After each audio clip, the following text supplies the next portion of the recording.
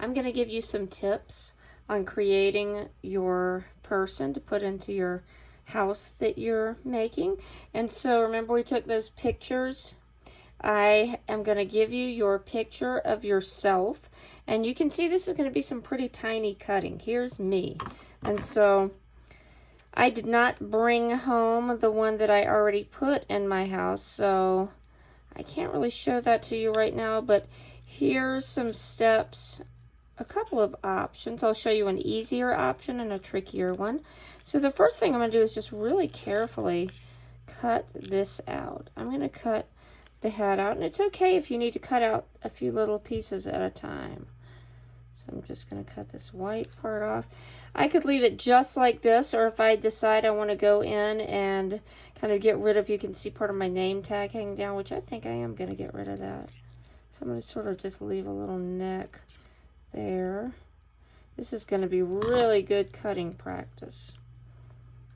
All right, and I can see some dark areas around where I didn't get around my hair. That is okay. I'm not going to try to make it perfect, but if you want to try to get a lot of that background off, you can.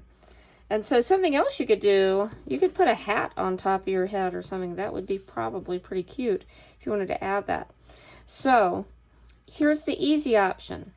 If I have a paper that I'm going to open my door and see that that's the color of the house inside, I can cut that to fit my doorway, and we will talk about some hints of doing that. Actually, let me show you really quick. We're going to pretend like we have a red door. So I'm going to fold this. Remember, if you want something symmetrical, the same on both sides, we can fold it and cut. So if this is my door, and this is going to be the inside, what it looks like, what I can do is just trace my door, and then this will just fit right on the inside there. If I wanted a little bit of it to show, I could have even made that a little bit bigger. I'm just going to cut it the same.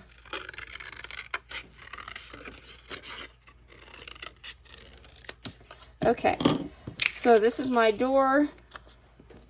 And as a matter of fact, let me show you this really quick too.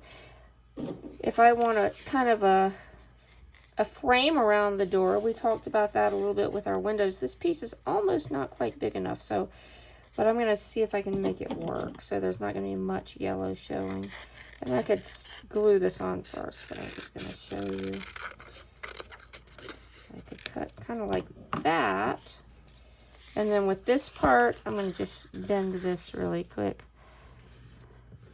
And I'd probably want that piece a little bit wider so I had more surface to glue. But there, that could go on top of here. And then if this, we'll pretend like this background is my house, I could just put the glue here, and then my door could open. And then this piece would be glued down right underneath, so I open and see that. And so here's my little head. And I could stick that little head down, and then I could just draw. And we want these to be kind of just silly and cute, so don't worry. Obviously that is kind of a not the right size body if I was trying to be realistic. Kind of funny. And of course, you can take a little bit more time, but just to kind of show you. So then if I have the body, wow, those arms are so tiny. That does bug me enough. And that's another reason to draw lightly. You can make some adjustments because that really looks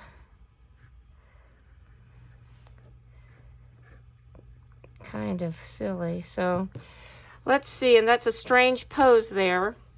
I can't, again, if this is not glued down, if I didn't like that, I could flip it and try something else.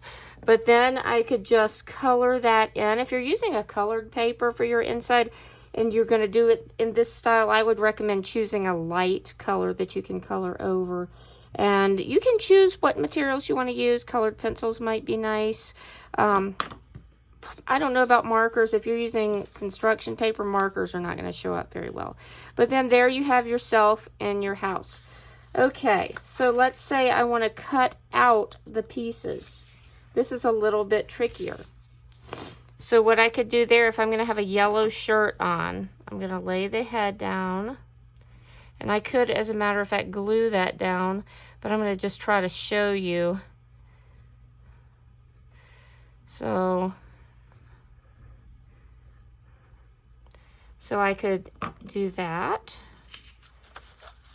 As a matter of fact, that probably would be the easiest way to do it. I didn't do my first one this way, and I'm going to use liquid glue because it sticks a little bit better than glue sticks. This is your choice, but you have to be very careful with the liquid glue, just a tiny bit, teeny tiny bit, not puddles. So then I have a shirt attached, and so it's a little bit tricky to cut. I'm going to cut that shirt a tiny bit bigger right there. So I might make that bigger. When the glue is wet, because it's going to move around a little bit, so if you want to wait a minute and work on a different thing, you can, but I'm just cutting really carefully around the head.